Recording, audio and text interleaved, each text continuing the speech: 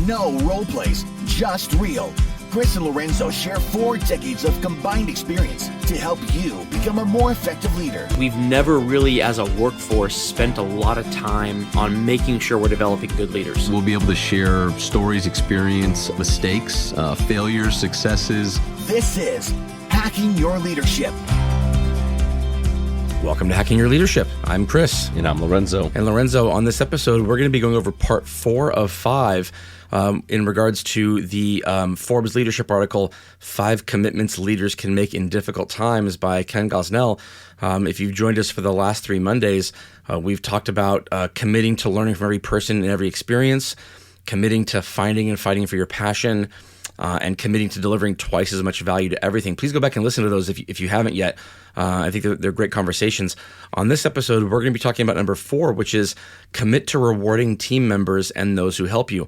And I really like this concept because I think there has been kind of like this move away from rewarding team members and those who help you out of an effort to kind of come off as treating everybody exactly the same. And everybody being treated exactly the same is a great thing if everybody acted exactly the same, but not everybody acts exactly the same. So we need to talk about this. How do we reward team members who are committed to whatever the vision and the values are? If you as a leader are trying to implement these things, people are going to be coming along for the ride while others are not. Yeah, I think it's a great question. And immediately my brain kind of goes to the idea of like those that show up and those that kind of are committed and doing great work will typically get an opportunity to, get some additional responsibility or some different exposure that's going to allow them to, gain some experience that may be helpful in their career. But I also think, though, in this day and age, we have to have more of a conversation around greater than the idea. It's kind of like you get, you get punished because of good work. That's right. Kind of a little bit of what I say, right? Like it happens. You do really, really good work, and then you get asked to do more work. More work.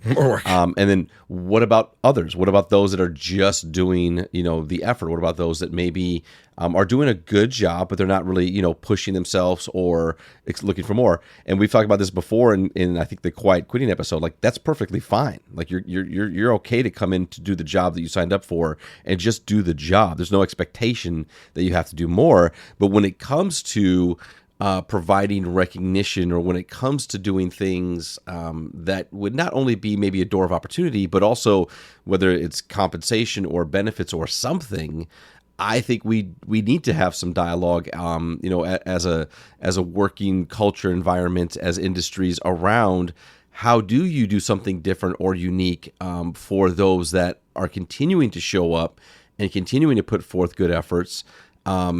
And make sure that there are benefits for everyone, but what are the things that we're doing for those standouts that are doing more than they have to? I think about this in relation to the retail and service industries, especially just the number of times a person who is, you think about your best workers, they're the ones that get the first phone call or the first text message when you're short-staffed, or when you have people that aren't able to come in, or it's busier than you thought it was going to be, and because they're reliable, right? They're reliable people, and they're going to work hard for you when they're there. Eventually, they will not work as hard for you, and they will not be reliable people if your idea of rewarding them for being that way is that they're the first phone call and the first text message all the time, and nothing else, right? If it's just that, it's what you say, you get punished for doing hard work, but you can only pick up the slack of others for so long without lowering yourself to the work ethic and the commitment to those other people if you don't feel like there's something in it for you. And again, more responsibility if that's what you want, potential promotion if that's what you want. But there could be other things too. And every organization is different. And as a leader, you have to kind of work within the bounds of whatever your organization, gives you. But at the very least, it needs to be acknowledged. At the very least, you need to have conversations with these people who are doing your best work, who are committed to the vision, who are there for you when you ask, and really lay it out there to them and say how much you appreciate the hard work that they've been doing, how much you appreciate that they come in when you've been asking them to, that they work hard, they give their all when they are here. But eventually, that won't be enough. and there'll be something more that you have to do. There has to be a reason. In any meritocracy, there has to be a reason to continue working harder than you perceive those around you as working. And if that reason isn't good enough, eventually over time, you will lower the level of work ethic and the level of commitment that you have. I'm not saying that you'll stop coming to work and be a terrible employee. I'm saying you'll become that person who shows up and does whatever the bare minimum is, which is fine. Again, show up and do the bare minimum. That's what you're getting paid for.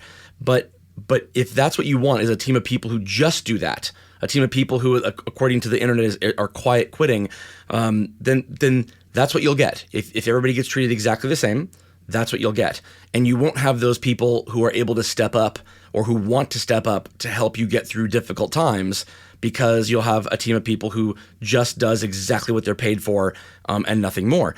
Whatever you can do as the leader to make sure that doesn't happen, it will take effort, but it will be worth it if you know that you have those people who are reliable and that you can rely on when times are tough. Now, the key here is you have to make sure that those difficult times are limited. They can't be that go-to person for the next 6 months or the next year. Oh, thank you for picking up the slack. We're short-staffed right now. Thanks for coming in when I've called. Well, yeah, but you've called me 4 times a week for the last 6 months. When are we not going to be short-staffed, right? Well, yeah, as a leader, it's your job to make sure that we're not short-staffed. So a couple of busy times, I get it. But if that's the norm, that's going to be a problem for those people. Yeah, and I think that it's we're in a time where being creative and I think being transparent and having honest dialogue with people is so important. So I think about that same employee that, maybe has been called in and has kind of been utilized that over time. Is anybody saying that they recognize that? And it's more than just a, hey, thanks for always picking up the phone, but literally saying like, look, I need 15 minutes, let me take you out. Let's grab a coffee. Let's sit down here. I just want to say thank you. Right? Like just know that like your efforts are not, like just swinging on by and not being noticed. I want to tell you how much I appreciate it, what it means to me, what it means to the team, what it means to the work that we do here. But I also want to make sure that we're not overstepping, that we're not overutilizing you as the resource. That's important to me. So let's talk about that. What are things that we can do? Obviously, getting staffed is the role of the leader, and we need to do that. But what are other things that we can do, or are those certain days that you would rather not get the phone call potentially? Like just having the conversation to recognize them for the fact that they have done that for the team. And for you, I think it's so important from a leadership standpoint. And I also think about we saw some of this as in late 2020 and even I think during 2020 when you had industries and organizations that were they were considered what was the term where they had to stay open? Essential workers. Essential workers, right? And you had grocery store chains, you had retailers like Home Depot and Lowe's, like you had these essential stores that were there, and then you kind of saw this thing where some companies started to increase pay for those workers coming in for those times. And what I saw in that was in some companies saying, you know what, we know what we're asking. We know that people are showing up when they're seeing friends and family and others and other people, maybe even coworkers, not coming in for different reasons. We should do something about that to let them know that we appreciate that. Yeah. And then you saw kind of a little bit of the copycat thing, which is perfectly fine. But I think that's an example where people and leaders in an organization said, we need to do something different here. This is outside of the norm. And we want to make sure that those people showing up, not only we appreciate them showing up, but they're going to benefit financially for that reason and why they're here. And, you can always debate, was it enough, the whole situation. But the idea here is that there was action taken.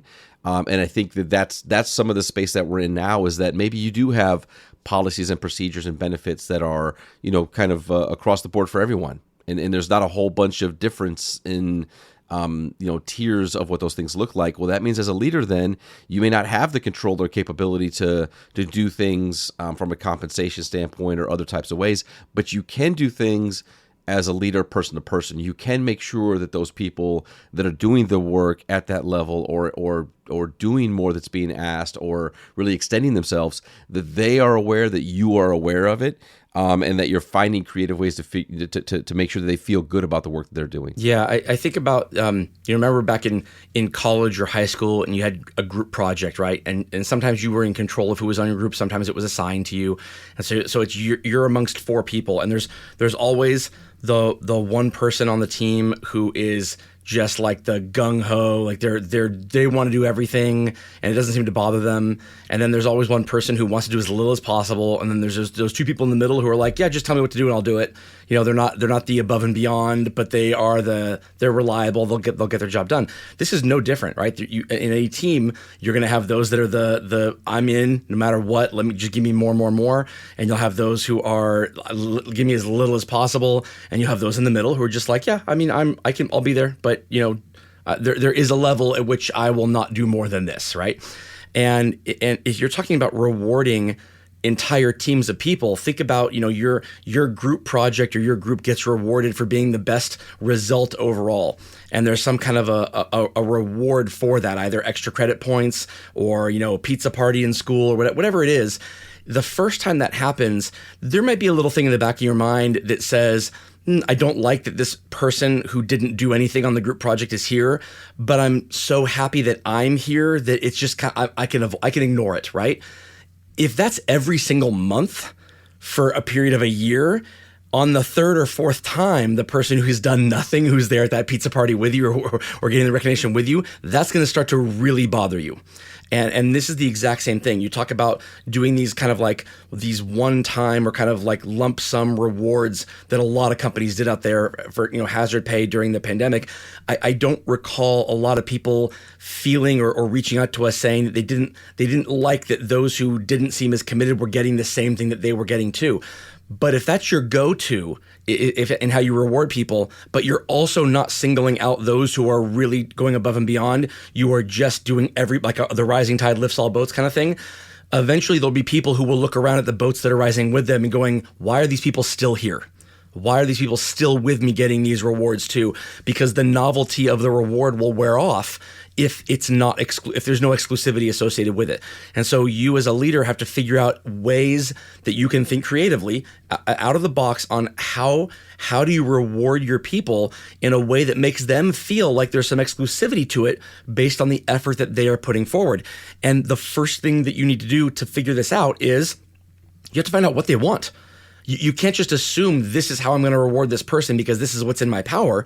You have to sit down with them and say, I want to make sure that I'm not A, burning you out, B, that I'm recognizing the hard work and the effort that you're putting in, that I really, really appreciate it. I want to do more for you besides just tell you that you're appreciated and buy you a Starbucks every once in a while.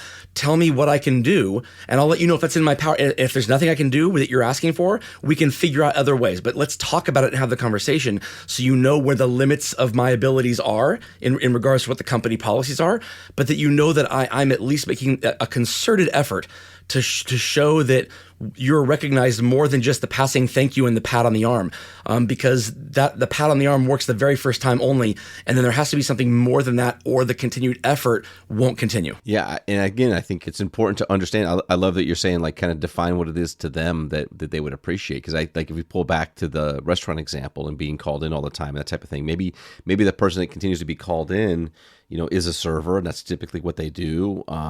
But they enjoy, being the host, or they enjoy maybe covering the bar or something like that, where for them, if they get called in and they get called in to do that work, they're like, no, like, hey, you can call me in all the time for that. Like, I don't mind doing that at all. And they still bring a value and they still are helpful to the team, but they're doing something in the job role that allows them to cover a shift, but also enjoy what they're doing. And then for them, it's not so much about being called in. Those are just creative ways to figure out how can you support somebody.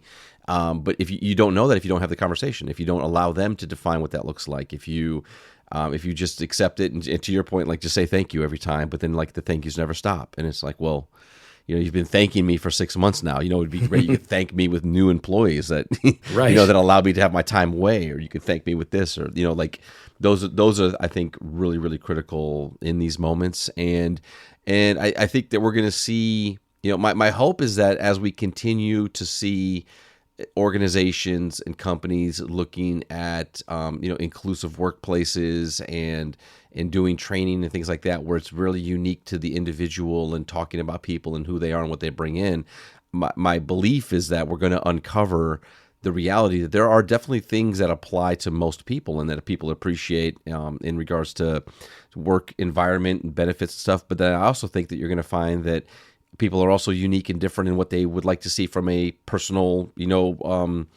recognition standpoint. And it's bigger than just, is it public recognition or private recognition, or is it a certificate, or is it a pay raise? There's so many things that are in there, but I think that we're going to find that people will want to be recognized in different ways, whether it's the type of assignment, whether it's training, who knows? But I think that that's part of leadership this day and age, is to continually ask and look for that and discover that. And there will be the big rocks. The big rocks will always be like career progression.